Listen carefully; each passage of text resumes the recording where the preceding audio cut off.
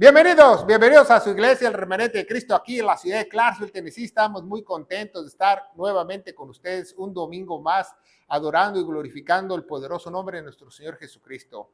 Hoy tenemos un día muy especial, nos congregamos como iglesia en el primer día de la semana para exaltar su nombre, para predicar, para alimentarnos espiritualmente. Es muy necesario que si tú nos estás viendo a través de las redes sociales, a través de las plataformas de la internet, congrégate en una iglesia sana porque estamos muy faltos de estas, vivimos en tiempos muy peligrosos, lo dice en la Biblia en 2 Timoteo capítulo 4, dice tiempos feroces, ¿verdad? Tenemos que buscar un lugar para encontrar las palabras sanas para la iglesia. Bueno, hoy tenemos una predicación muy importante, ya le dimos la bienvenida a todos, ¿verdad? Hoy tenemos una predicación muy importante que se llama La mujer del flujo de sangre. Hemos escuchado muchas predicaciones de la mujer del flujo. Yo he escuchado muchas predicaciones de la mujer del flujo, pero realmente te enseñan muchas cosas de que no van. Muchas veces te enseñan cosas que no están. Muchas veces lo interpretan a su manera y hoy vamos a ver la correcta interpretación a través de las Sagradas Escrituras. La mujer del flujo de sangre y la enseñanza, porque siempre tenemos que traer todo lo del Antiguo Testamento, todas las enseñanzas de Jesús, a que sean estas cristocéntricas. Ahí la enseñanza para la iglesia gloriosa de Cristo, ¿verdad? Nosotros somos la iglesia gloriosa de Cristo. No hay nada más glorioso sobre la faz de la tierra. Ni la astillita de la cruz, ni el muro de los lamentos es tan glorioso, ni el pueblo de Israel tan glorioso como la iglesia. Quiero que usted sepa. ¿Por qué? Porque el mismo Dios la compró a gran precio, a precio de su vida, a precio de sangre, nos dice, ¿verdad? En Hechos o Actos de los Apóstoles, capítulo 20, la compró con su propia sangre.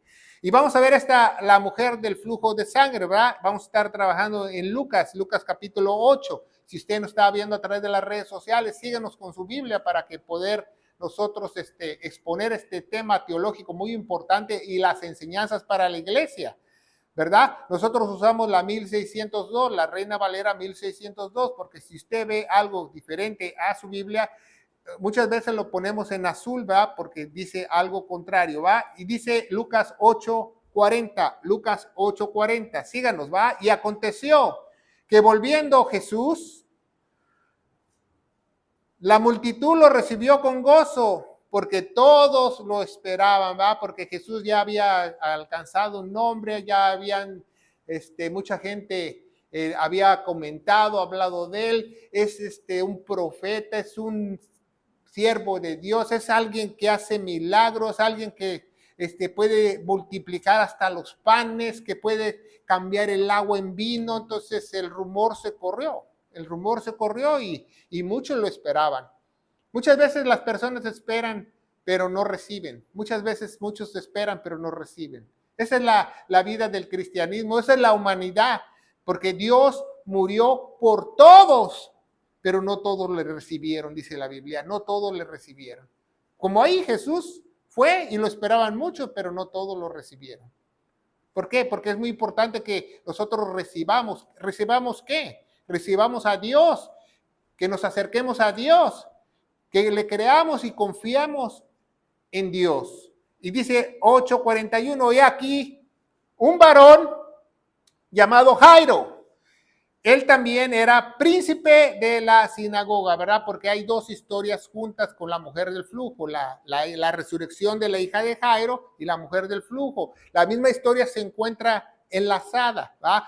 Vamos a predicar de la hija de Jairo también para que nosotros tengamos esa comprensión, ¿verdad? Príncipe de la sinagoga. ¿Qué quiere decir que príncipe de la sinagoga?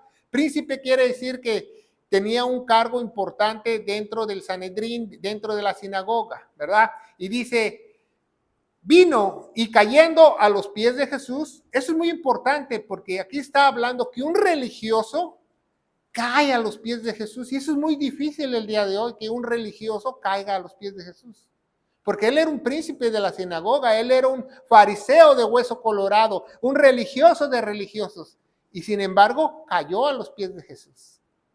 cayó a los pies de Jesús. Y no solo cayó a los pies de Jesús, dice la Biblia que le rogó.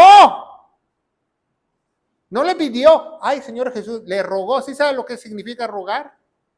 Le rogó que entrase a su casa, ¿va? Porque tenía un problema, porque tenía una hija única, como de 12 años, ¿va? La Biblia establece el número 12. Es muy importante que en esta predicación te aprendas que no solamente esta predicación habla de la hija de Jairo y de la mujer del flujo que fue azotada por 12 años. El número 12 es importante porque es el número del gobierno, es el número de las tribus de Israel.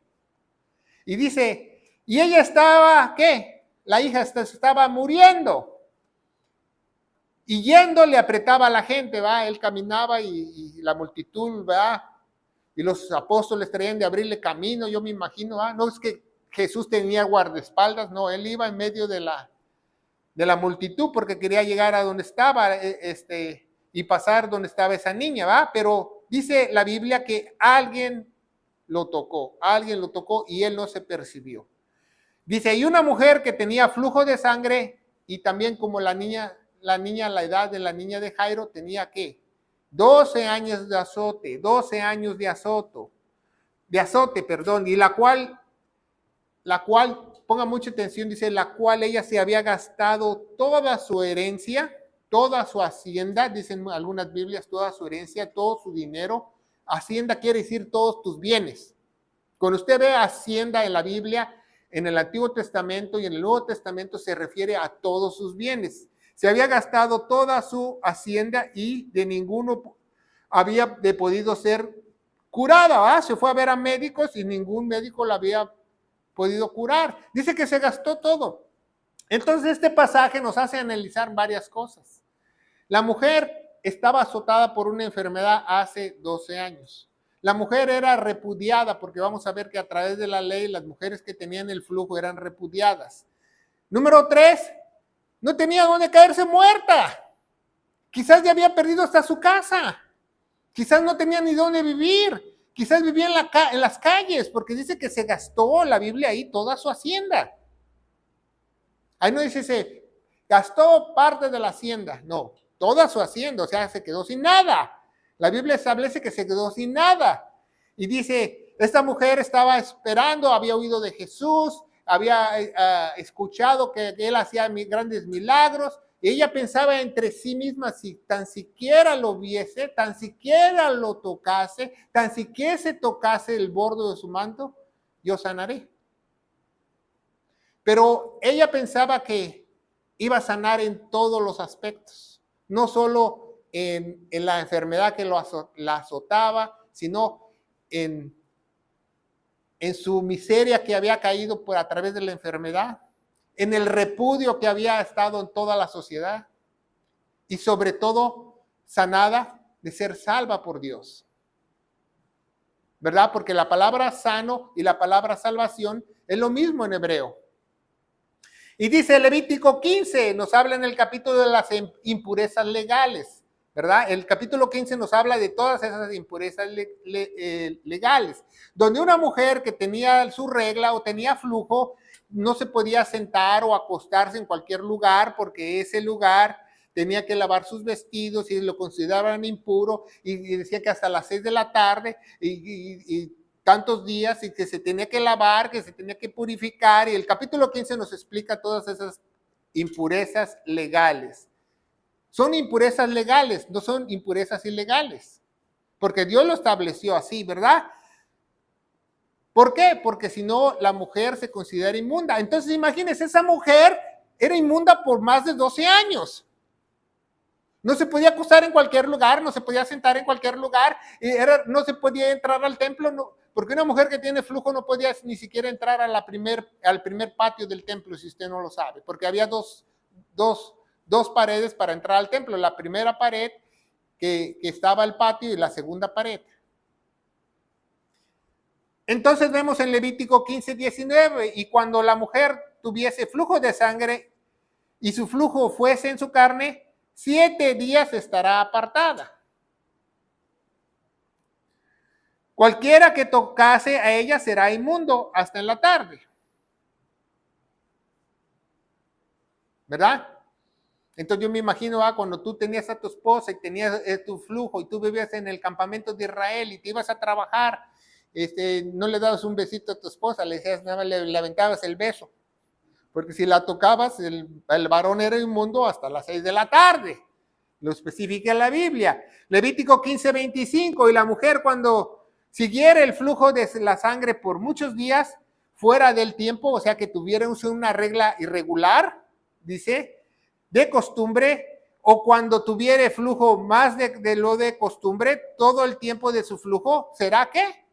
Inmunda. Entonces esa mujer que tuvo los 12 años de flujo, que tenía 12 años en su regla, o como usted le quiera llamar en su país, todos esos años se la pasó como una inmunda. ¿Se fija? Entonces, ¿qué nos quiere decir Dios? Que hasta los inmundos puede rescatar. ¿Sabía eso? No importa qué inmundo seas, qué hayas hecho, qué hayas cometido en tu vida, qué hayas pasado por tu vida pasada. No importa si tú te sientes muy sucio, muy inmundo, que sientas que tú has cometido algo grave, Dios puede perdonar todos los pecados, dice en Colosenses capítulo 2, todos los pecados, todas las transgresiones Él puede perdonar. Y dice, y todo el tiempo de flujo será inmunda y sin inmundicia como los días de su costumbre. O sea, será inmunda los días que tiene, los días que no. O sea, si una mujer era como esa mujer, la consideraban inmunda. ¿Usted cree que esa mujer estaba casada? Obviamente no. ¿Usted cree que esa mujer tenía novio? Obviamente no. Esa mujer estaba sola, desamparada, con sueño, como dicen muchos, y sin casa. ¿Verdad? 12 años va el número del gobierno, el número en la numerología podemos ver que es el número de gobierno, como las 12 tribus de Israel. ¿Va? ¿Qué nos trata de decir Dios también a través de esta enseñanza? Que las 12 tribus estaban, ¿qué? Inmundas. Al igual que la mujer del flujo. Que los gobiernos están, ¿qué? Inmundos. Que tanto los gobiernos como la tribu de Israel necesitan a Dios. Y dice 1 Juan 5:19, ¿verdad? El contexto general, ¿verdad? Es el testigo favorito con lo que llegan los testigos de Jehová y te tocan la puerta. Te dice, sabemos que somos de Dios y todo el mundo está puesto en maldad o bajo el maligno, dicen algunas Biblias, ¿verdad? Como la Reina Valera 60, ¿verdad? Eso te llegan a decir. Así llegó un testigo de Jehová y me dijo eso. Dice, sabemos que somos de Dios y todo el mundo está puesto bajo maldad. Dice, ¿sabía eso? Le digo, sí. Pero eso se va a acabar cuando mi Salvador venga. Y dice, no, que tenemos que hacer esto, tenemos que hacer el otro. Y le dije, espérate tantito. No estábamos hablando del mismo Dios. ¿Tu Dios es Jesucristo? No, él es el Hijo de Dios. No, ¿Jesucristo es Dios para usted? No, entonces no estamos hablando del mismo Dios. Y dice la Biblia en Juan capítulo 3, que si tú no reconoces que Cristo es Dios, tú eres un anticristo. Por favor, vete de mi casa. Eso es lo que dice la Biblia. Y agarró y se fue. Entonces vemos Levítico 15:31, dice, así que apartéis a los hijos de Israel de sus inmundicias, a fin que no mueran por sus inmundicias, ensuciando mi tabernáculo que está entre ellos. Acuérdense que cuando Dios estaba en medio del pueblo de Israel, estaba en medio del tabernáculo. Dios no se encontraba en el corazón de los israelitas, Dios no se encontraba en el cielo, Dios se encontraba en medio del campamento, en el tabernáculo. Y por eso quería que las personas se alejaran de las inmundicias, porque contaminaban el tabernáculo, ¿verdad? Porque la presencia de Dios, la chaquía, estaba permanentemente en ese tabernáculo, en el lugar santísimo. Y el pueblo acampaba alrededor de este tabernáculo, ¿verdad? Entonces, ¿qué importancia tiene la sangre? ¿Verdad? Porque vemos que el flujo es de sangre, ¿verdad? En la sangre se encuentra tu vida. Dice Levítico 17:11 que la vida de la carne está en la sangre. La importancia de la sangre, la vida. el alma. Tu alma se encuentra en la sangre. Tu pecado se encuentra en la sangre. Por eso tenemos que ser redimidos con la sangre de Cristo para que Él pague por todos nuestros pecados, para que nos dé vida y nos dé vida juntamente con Él. Y dice Juan 10:10, una vida en abundancia, ¿verdad? Levítico 17:11 dice, porque la vida de la carne está en la sangre está. Y os ha dado para expiar. ¿Para qué nos dio la sangre Dios? Para que nuestra propia vida pueda comprar nuestra propia vida. Vuestras almas en el altar, por lo cual la misma sangre expiará, ¿qué?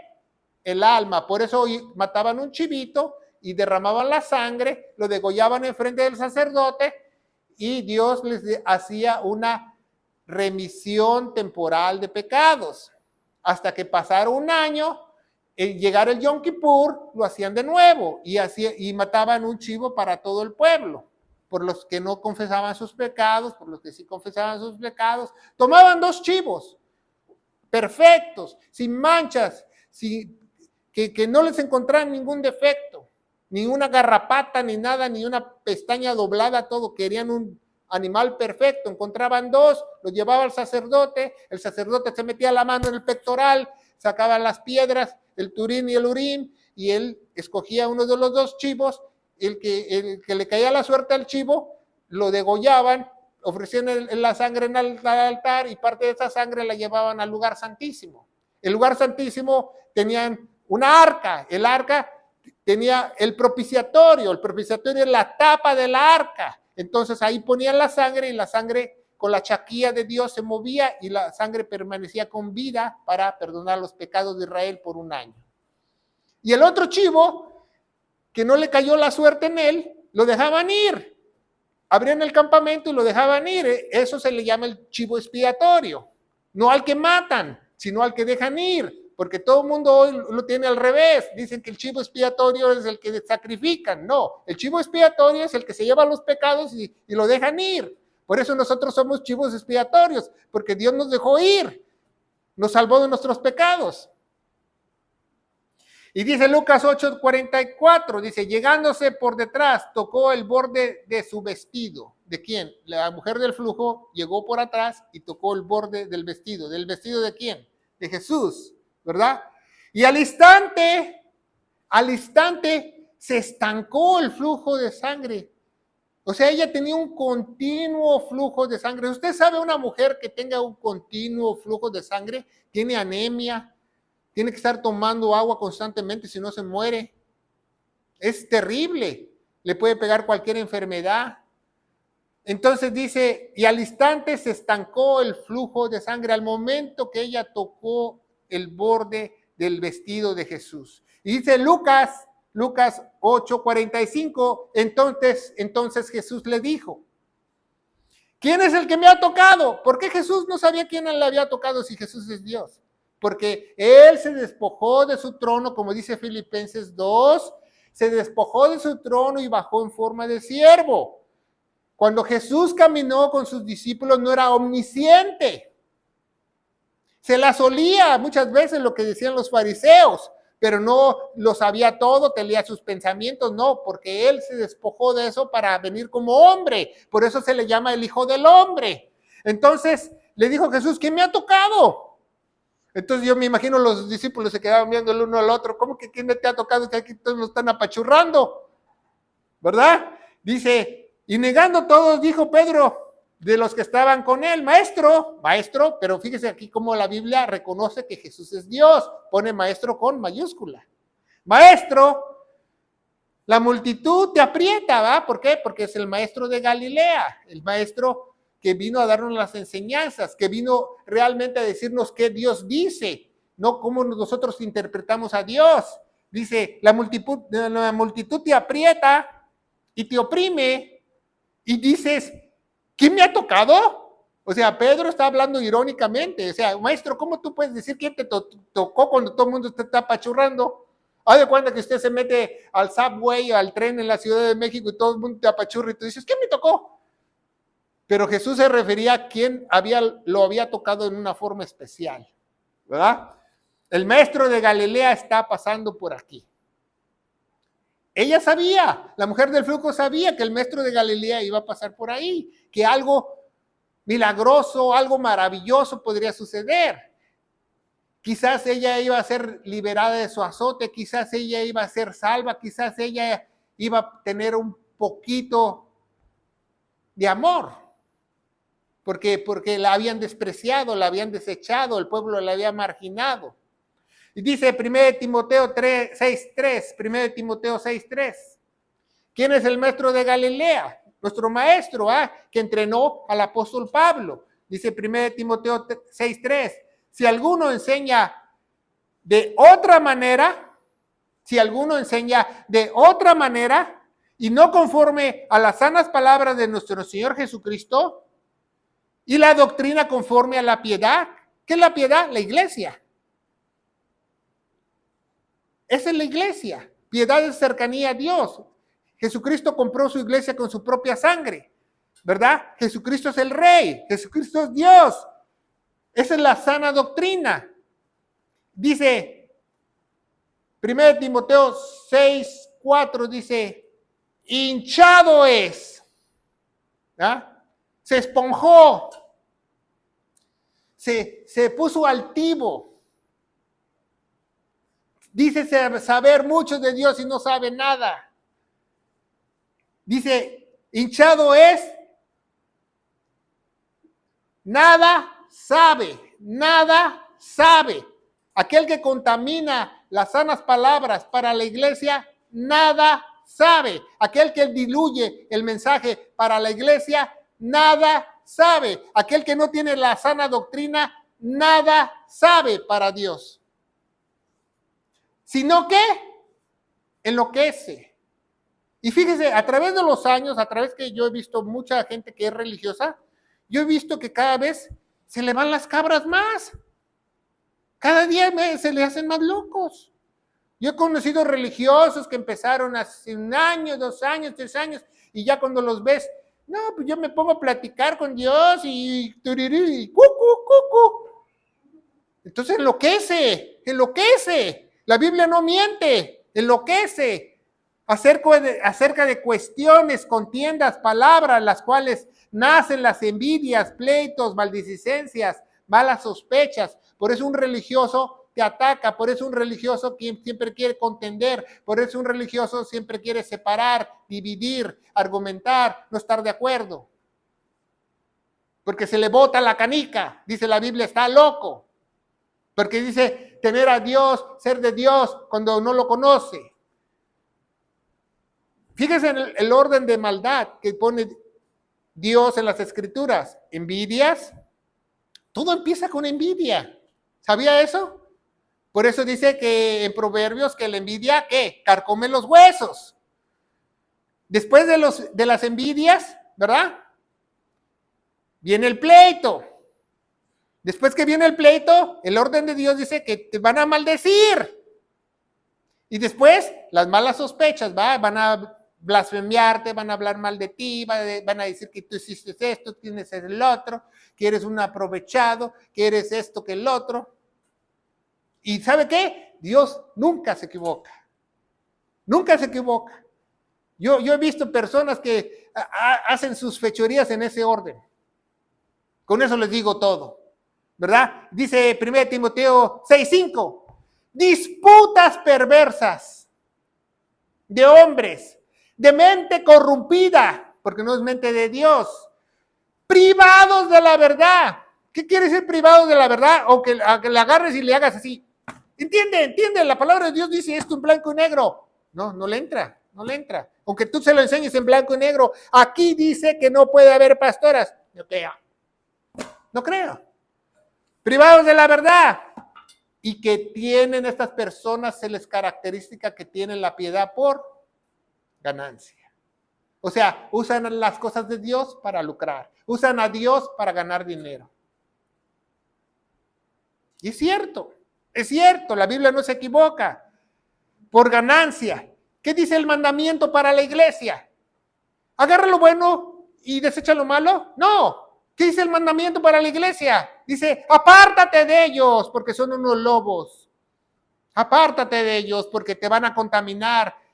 Apártate de ellos porque te van a querer dar un sablazo por la espalda. Apártate de ellos.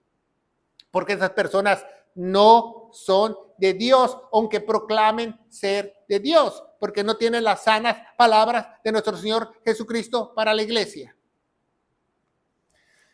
¿Verdad? Y sigue el orden de maldad: disputas perversas, mente corrompidas, privados de la verdad. Ya cuando llegan al grado de privados de la verdad, es que Dios ya les mandó un poder engañoso, segunda de Tesalonicenses 2:11, para que se pierdan porque no creyeron a la verdad.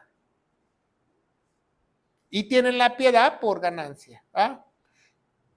Y fíjese, cuando usted ve uno de esos lobos, lo primero que te dice es: pastor, digno de su salario, pastor, digno de su salario. Y tú agarras la Biblia y dice: pues aquí dice que el salario del pastor es comida, vestido y techo. ¿Cuál salario me hablas? ¿Me hablas de vacaciones, de aguinaldo, de seguro dental? ¿De cuál ganancia? Romanos 2:28 dice: y como a ellos no les pareció bien tener a Dios en su conocimiento, o sea, ellos creyeron, como dice 1 Corintios 15, creyeron en vano. ¿Qué es creer en vano? Oh, sí creo en Dios, pero creo a mi manera. Sí creo en Dios, pero creo que la salvación se pierde. Sí creo en Dios, pero tengo que cuidar mi salvación. ¿Creyeron en vano? ¿No les pareció tener a Dios en su conocimiento? Dios les entregó una mente, ¿qué? Reprobada, cero en conducta, para hacer las cosas que no convienen, ¿verdad? Por eso después muchos religiosos fornican, salen embarazados, se separan, rompen su matrimonio, se divorcian, hasta del otro bando se hacen. Con eso les digo todo, porque Dios no miente en su palabra. Dios no miente en su palabra. Dios no miente en su palabra. Dice Lucas, regresamos a Lucas, ¿va? Síganos con su Biblia. La mujer del flujo de sangre, dice Lucas 8:46. Y Jesús dijo: me ha tocado a alguien, porque yo he conocido que ha salido poder de mí. Él sintió que una sanación salió de Jesús. Jesús percibió que parte de su unción salió. En otras palabras, porque estaba lleno del Espíritu Santo, dice la Biblia, lleno de la palabra de Dios, ¿verdad? Él percibió que poder salió, y dice en la historia que ella solo tocó el borde de su manto, ¿verdad? Pero su manto de su vestido es muy importante, porque los rabinos usaban un talí, y en las puntas de los talí tienen nudos especiales que representan algo. Entonces ella tocó los pequeños nudos que iban en el borde de su manto. Un día les voy a traer un talí y les voy a explicar qué nudo, cuál es nudo, cuál es la diferencia entre un talí judío y un talí de la iglesia, ¿verdad? Porque ya se hacen talís de la iglesia, que no debería tener talís de la iglesia, solamente le ponen versículos de la iglesia. Pero un talí es un talí, un chal, es un chal especial para orar. Y los judíos, que cuando mueren, ellos los enredan en su talí y los meten a la caja. Por eso cuando Jesús resucita a la niña, le dice, no se sabe exactamente si Jesús le dice que la niña culami talí, que se levante la niña, o que el talí se levante, el chal del chal para rezar, ¿verdad? Los expertos no saben si Jesús está hablando del chal o de la niña, porque muchos dicen que era en arameo la niña y otros dicen que le estaba hablando del talí.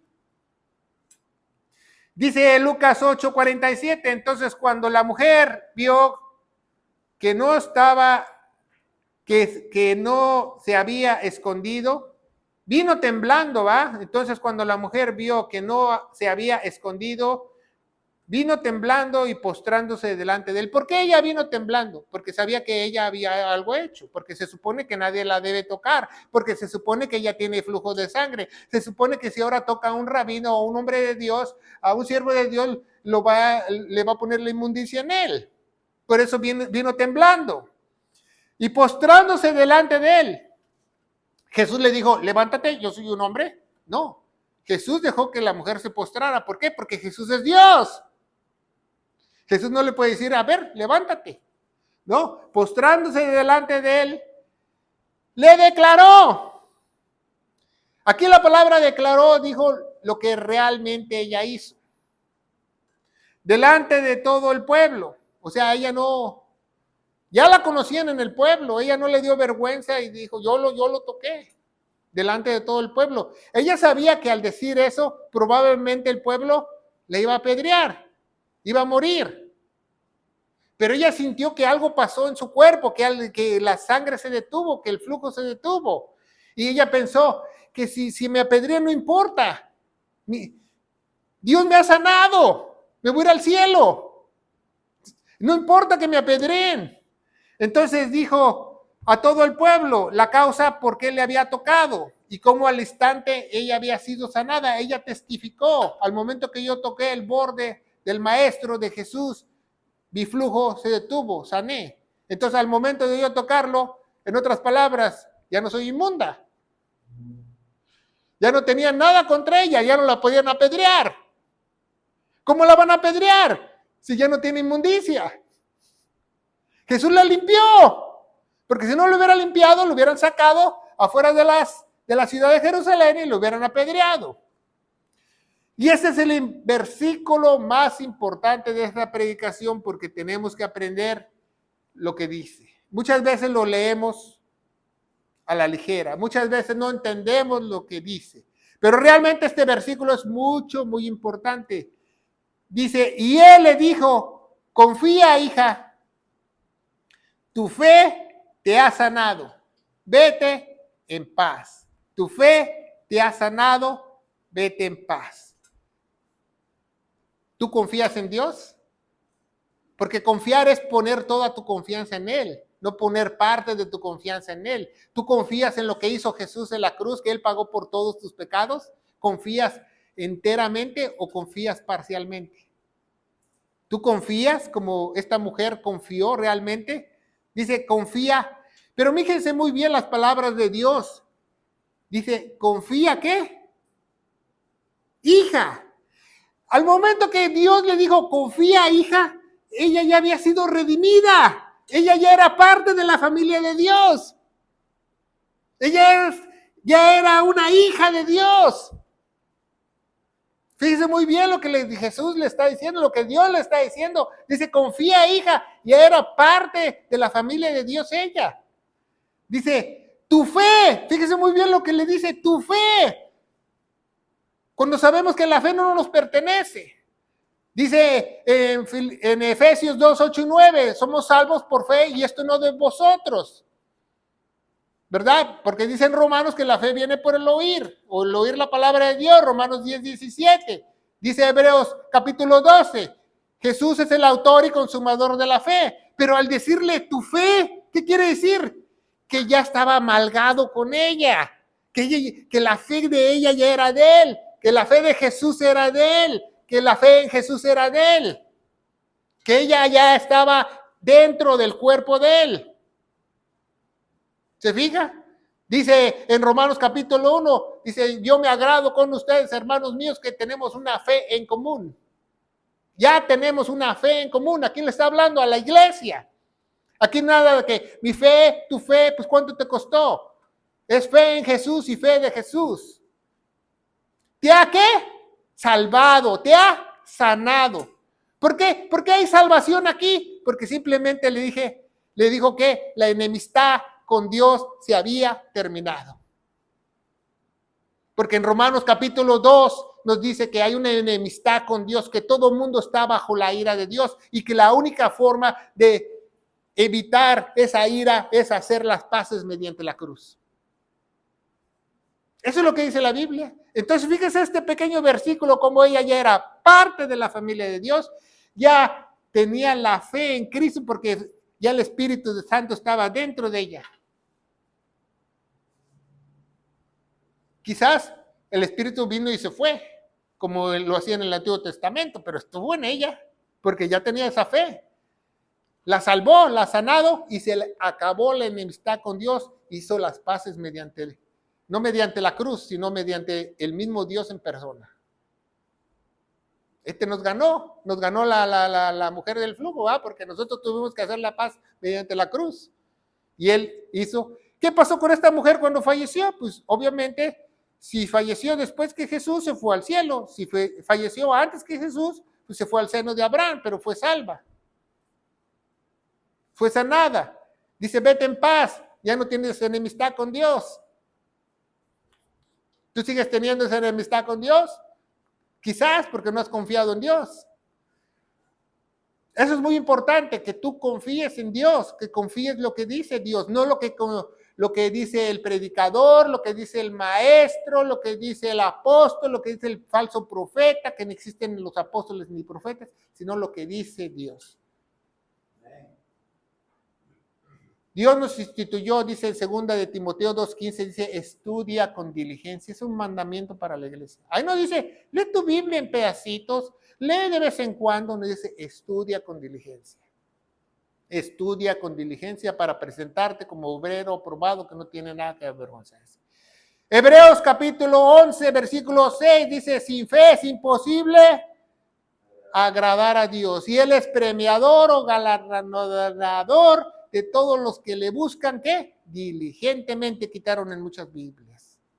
Únicamente los que lo buscan diligentemente, Él es premiador. Estos son los aspectos que ella fue salva. Confió. ¿Qué es confiar? Que con toda su mente confió. No hubo un lugar en su mente para dividirla o le dejó un huequito, sino confió. Se hizo hija. Pasó a ser a la familia de Dios. Ya tenía la fe en Jesucristo, la fe de Jesucristo, porque no existe otra fe. La salvó y se acabó la enemistad con Dios. ¿Se fija? Es lo mismo lo que pasa en la cruz. Tú tienes que confiar para ser hijo, para que Dios te llene de fe a través de la palabra, porque eres salvo, porque ya se acabó la enemistad con Dios. Igual. Bueno, yo me pregunto, ¿tú crees lo que hizo Jesús en la cruz del Calvario de todo corazón? Pues has confiado, si no has creído, como dice el apóstol Pablo, en vano. Hebreos 11:1, pues la fe es la sustancia, ¿verdad? En otras Biblias pusieron otra cosa, ¿verdad? La fe es la sustancia. ¿Qué quiere decir la sustancia? La sustancia es como el agua, como el aire. Es algo que existe. Aunque tú no lo veas, existe. Es la sustancia de las cosas que se esperan. La evidencia de las cosas que no se ven. Por eso cuando nosotros creemos a Jesús, por fe, porque no hemos visto cómo murió Jesús en la cruz, somos salvos. Porque si viéramos lo que pasa y aún no creemos, entonces no es por fe. Tenemos una herencia en el cielo, tenemos unos galardones en el cielo, tenemos dice la Biblia, una mansión que nos está esperando en el cielo. En algunas Biblias pusieron una morada, no la han pintado de color morado, dice mansión. Romanos 10:17, así que la fe viene por el oír, ¿y el oír qué? La fe no viene por otra cosa, ni porque tú escuches un testimonio, ni una historia chimba, no. La fe únicamente establece la Biblia que viene por oír la palabra de Dios. Las sanas palabras de Jesucristo para su iglesia. Únicamente viene esa fe. No viene por otra cosa. Por eso dice, sois salvos por fe y gracia, Efesios 2:8-9. Y esto no de vosotros, sino es un regalo de Dios, un don de Dios, no por obras para que nadie se gloríe. ¿Por qué? Porque la fe está aquí. 1 Corintios 15, del 1 al 4. La fe viene de aquí. Viene por la palabra de Dios. De otro lado no hay otra fe. Que yo tengo fe en el cartero, que yo tengo fe en el doctor, ese no es fe. Esa es una copia de la fe, esa es fe mundana. Que yo tengo fe en mi matrimonio, esa es fe mundana. Tu matrimonio no está aquí. Pepito González y María del Carmen Xochitl, no está aquí. Si tú tienes fe que Dios te va a proteger y te va a guardar tu matrimonio, es otra cosa, porque eso sí está aquí. ¿Se fija? Entonces vemos, la mujer escuchó de Jesús. Escuchó de Jesús, que dice Juan 1:1, en el principio era la palabra era Él. No dice el verbo. Si tú tienes una Biblia que dice que en el principio era el verbo, te verbiaron. Dice en el principio era la palabra Él. Creyó que Él era el Mesías. Creyó que Él era el Mesías prometido.